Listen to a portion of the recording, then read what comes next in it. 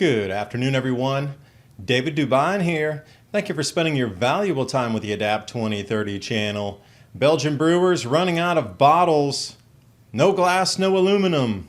Speaking of bottles, hot sauce shortage, chili peppers. CF Industries UK closing fertilizer. Cost of fuel's too high. Didn't they ever anticipate highs and lows in the market? UK farmers say they cannot go on. Supermarkets are failing to pay. Bear market red 2022. Which line will we follow? BlackRock changed to all put positions. What did they know in advance just before this massive crash? Poles aren't going to be able to afford or get natural gas for heating. Government says go to the forest. Wait, you need a permit. Then you have to take a class. And then you have to pay for free wood out of the forest. Looking at hurricane winds, where do you think this location is?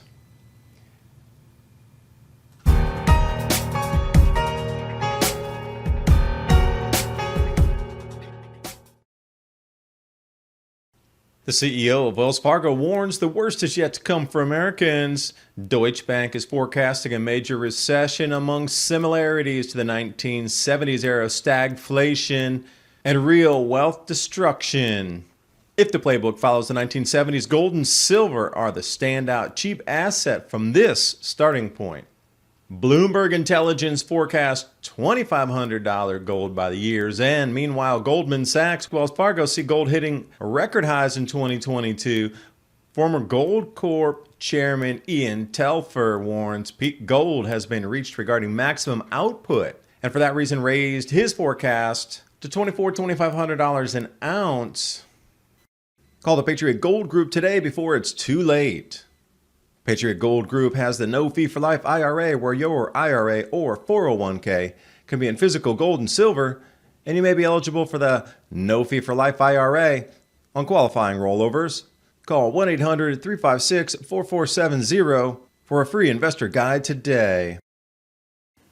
And with the knowledge that Patriot Gold Group is Consumer Affairs' top-rated IRA gold dealer from 2016 to present, click on that link in the description box below. And now on with the video. And you can't even turn over a stone today without news of huge stock market crash, every way, shape, and form. Let's put it into perspective, the bear market, and truly is perspective. We're going back to the 1930s here. So the red line is where we're at on the left. How do you think it's going to go? Will there be some bounces upward as we move downward through the next few years of crop losses, more intensified fertilizer shortages, and digital rationing cards? But according to these charts, there should be a bounce back up eventually in the next couple of months. Let's look at inflation, frustration, electricity, gasoline, and food. Those are your three indicators. And the last time that all three were above 10% running at the same time, you need to go back into the 1980s, but what we're seeing now far exceeds that. So do you have any extra money set aside for these increases in price? Or maybe I should ask, what are you going to stop spending on first to keep the money so then you can pay for those higher priced daily needs, electricity, fuel, and food? How are you going to adjust your lifestyle? And again, then you can run that daisy chain down in what types of things on the stock market are going to fall even further, because if you're thinking about cutting your usage of it, so is everybody else. So there's going to be some real low-hanging fruit to look at first to see which companies are absolutely going to be crushed as disposable income dries up and moves into these three sectors. But, take a personal evaluation. Maybe sit down for a minute on a piece of paper and see where you can cut some costs. What's really important in terms of daily life needs. When I buy a farm tool that's any more than $100, I definitely sit down to take a look at how many times we might use that. Could I rent it cheaper? Could I just hire somebody for a couple hours to come out and do the task? That way I have no cleanup, no input cost whatsoever, and then it gets done. Then I look to see how many times I'm going to have to repeat that same action through, let's say, a year. Spring, summer, winter, fall, planting season, harvest, whatever, and then I'll decide if I want to buy it. So, it's a mind experiment like this running out on what you think your cost might be. That's just me. I'm out here on a farm, though. And so interesting, these crystal ball owners from BlackRock, and the Federal Reserve. Just before, this is in May 12th, BlackRock switched their complete position to 4,800% increase in puts, meaning if the market falls, they make money. Isn't that interesting? A 98% decrease in call options, which means the market goes up and they make money. So how did they know a full month in advance before this massive cataclysmic crash was coming? And they readjusted everything to siphon billions, hundreds of billions out of other people's pockets. Insider trading? Perhaps. And I'll revisit this slide I did a couple videos ago. And that white line is pretty much at the market top, and the Fed had passed their own laws to ban themselves from participating or owning individual stocks. They were forced to sell everything right then.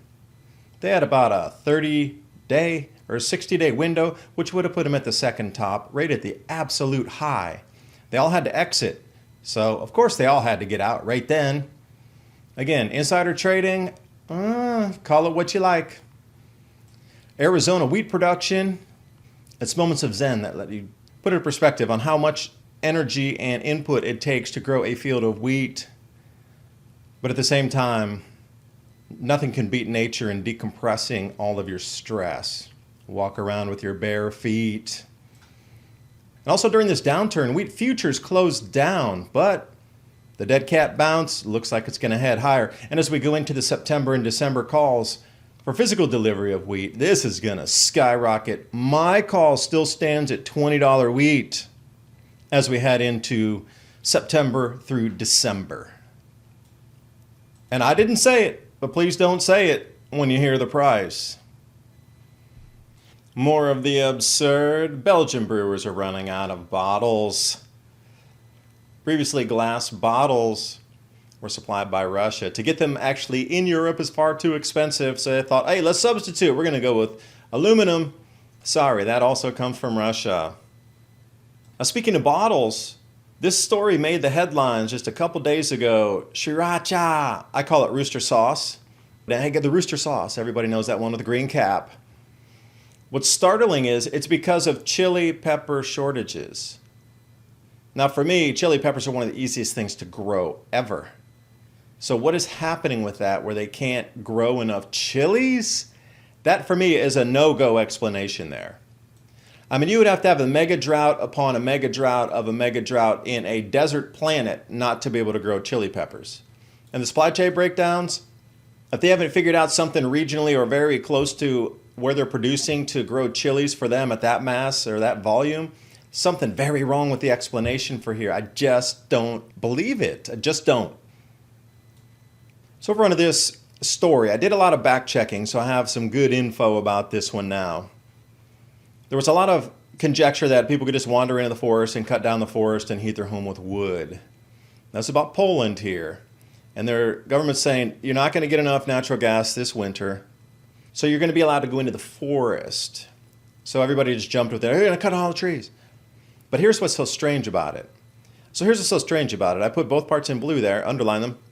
Those that wish to gather wood first must undergo a training course. 100 euros for the training course. Then they have to get permission from a local forestry unit, meaning their region in Poland, and then they have to pay for a permit on top of that for the forestry unit to approve them to become a quote-unquote collector. And then, finally, the collector has to pay about $7 for each quarter cubic meter of firewood. So for those in the U.S., a cubic meter is 3 feet by 3 feet by 3 feet. And a slightly less than half a cord. Because if we go here, a cord, at least what I know it as, is 8 feet long, 4 feet tall, and 3 feet wide. That's the cord. And then you can buy a half cord down here in Tennessee. At least that's how they sell it. 8 feet long, 4 feet tall, 3 feet wide. So you're looking at something that is not even a cord of wood, and it can only be a certain type of branch. Circumference cannot exceed, I think it was 7 centimeters on the diameter. So you're looking at something like what, 2.5, 3 inches on the diameter? It's not going to be the forest where they're going to come in, and you're also forbidden from cutting any new green shoots or green branches off the trees. You can only forage for what's on the forest floor, or what could be knocked off that's already dead, that's hanging there. Any of you who've been around pine trees, you know what I mean.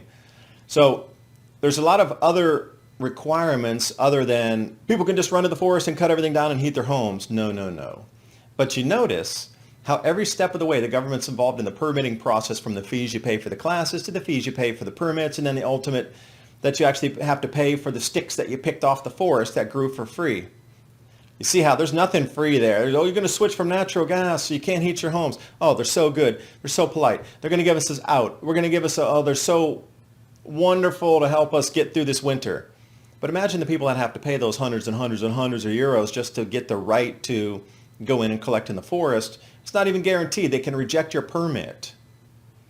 So that's kind of the final on that. We'll see how it works out as it moves through into something cooler, because the Nord Stream 1 has its delivery slashed to Germany, something 60% down.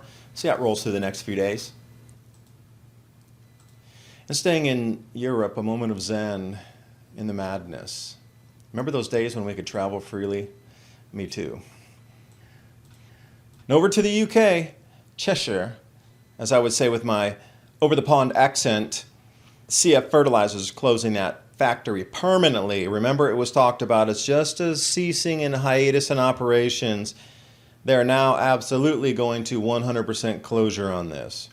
They say, at least company executives, because of rising costs of fuel. And I sit here and shake my head and say, no, that's impossible, because look how many millions of dollars it was spent to put that infrastructure in place. Like, they didn't really think that the price of fuel would rise and fall during the duration of operation in this factory, that they didn't take into consideration that things might go up and they might go down in price. And then secondly, if you look further down in the article, the wider impact, this is the director up at CF Fertilizers, Brett Nightingale, quote, "The people and facilities that make up CF Fertilizers UK, the 100-year history of," and this is the scary part, "providing customers in the UK with products vital to the country's food security and industrial activity."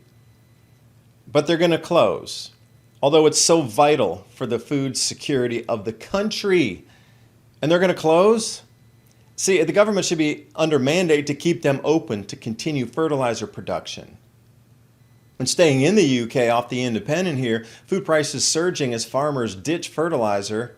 It's too expensive for the fertilizer already, and the major fertilizer producer in the country is going to cut their fertilizer production, and farmers already are not producing because it's too expensive with the fertilizers.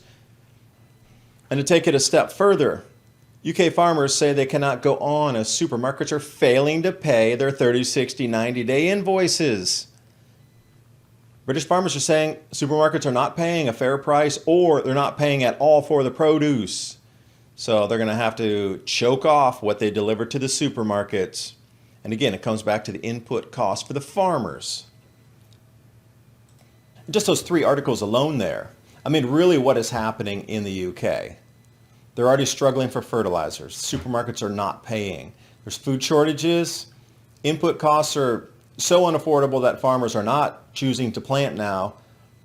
And they cut off the fertilizer production at the main facility for the country. What do you think's happening? Seems like a purposeful twist of the knobs and the levers and the gears to shut food production off in the UK. So what's going to happen now? They're going to be relying on EU imports? Not a chance. I mean, look what's happening in the EU. Natural gas is shutting off. Their fertilizer production facilities across the wider EU are shuttering as well. They don't have enough input. Costs are too high. If you think the natural gas cost is high in the US, far higher in Europe. They were running arbitrage to load liquefied natural gas here in the US and sell it over in Europe up 3 to 4 to 5 times price, depending on where the bidding was coming in. Once it was near Rotterdam, they put it out on the market. Hey, there's a ship full of LNG coming in. Everybody bid it up. So there was a massive arbitrage opportunity, but guess what? That same liquefied natural gas facility blew up in the U.S. and they can't load, and that will be down. Remember, the news headlines originally said it's going to be down for 3 weeks until repairs are made. Today, they said, oops, it's going to close all the way through the end of the year. 20% of all LNG in the U.S. just went down until the end of the year. So that caused natural gas prices to spike in Europe. And they're still playing the games, trying to close these fertilizer factories down. We're being starved out on purpose here. Our planet is under siege. And taking a look at some of this footage, I was like, wow, where is this? Look at the massive winds. You know, there have been some hurricanes in Mexico and a couple things down in the Philippines so far, tropical storms and typhoons in the Western Pacific. So I was, where is this footage being taken from? Those are massive winds. Can you guess? Indiana. So what do you think happened to the corn that was standing in the fields? So it might be a good idea to get some storable foods as we move through these next few months. My Patriot Supply and Adapt 2030, 3-month emergency food supply. That link's in the description box below, along with all of tonight's images, stories, graphics, so you can chase those down. Use that information and pass it on to your family members so you can start these difficult discussions about where our world is moving. And I do thank you for watching. I know these are difficult topics to talk about, and all these dots seem to get tighter as we look through the landscape and the months moving out. By the time September rolls around, everybody on this planet is going to understand what's going on. And at that point, that's going to be the tipping point, the rollover point of when people start to take action and crime and civil unrest really start to take hold. That's what I'm saying. If you can get ready now, you still have a few months, literally a few months. But how fast is that? We've already gone through half a year. We're in June, the middle of June. July, August, September is when it starts to hit. Less than 3 months. This is the kind of world we're going into. If you think the toilet paper thing was crazy, imagine when it's in a rush on farm implements for you to grow your own food in your own garden. Imagine if they were rushing for seeds and tools, not toilet paper. How long would that last? So I do hope you get ready. I thank you for watching. Hope you got something out of the video, and I will see you next time. Bye for now.